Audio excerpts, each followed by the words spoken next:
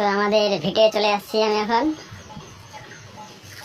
এটা আমাদের ভিটে, এখানে সব রকমের ফসল ফলে। এই যে এখানে ভুট্টা থেকে শুরু করে আর চারিদিকে জলপাই গাছ এবার ফুল এসেছে, এবার মানে জলপাই ধরবে। আর এদিকে লঙ্কার গাছগুলো আছে, লঙ্কা ধরেছে মোটামুটি ভালোই। তো আপনাদেরকে আমি দেখাবো এই যে লঙ্কাগুলা।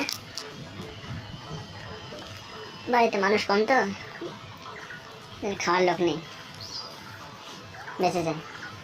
এদিকে শাক আছে, তারপরে কিছু বেগুনের গাছ, তারপরে এদিকে হাইব্রিড জাতীয় যে একটা মরিচের গাছ হয় সেগুলা, এগুলো টবে আছে আমাদের ছাদে। আর এগুলো হচ্ছে শশা ধরেছে। তারপরে লাউ মাচা, অলরেডি আমরা 3টা খেয়ে নিয়েছি, আবার এখানে 3টা আছে। এদিকে হচ্ছে আমাদের আম বাগান। তো আমাদের এই আম গাছগুলি মোটামুটি আম ধরেছে অমনি। আমগুলো আপনাদেরকে দেখাবো। এই যে একটা আম এখানে আছে, মানে প্রথম এবারে ধরেছে তো। তারপরে পেয়ারা গাছ, পেয়ারা ধরেছে। এই যে পেয়ারাগুলো আরও আছে উপরে, তো অত উপরে তো দেখা যাবে না। এদিকে কামরাঙা, তো কামরাঙারও ফুল এসেছে এবার।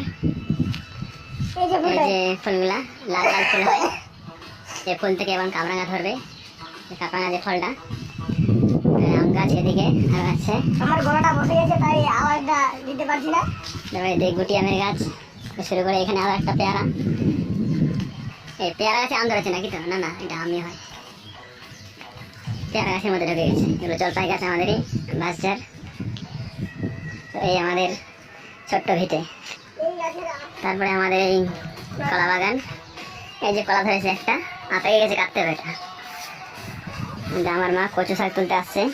কচু শাক খাওয়াটা কিন্তু খুব ভালো, শরীরের পক্ষে উপকারী।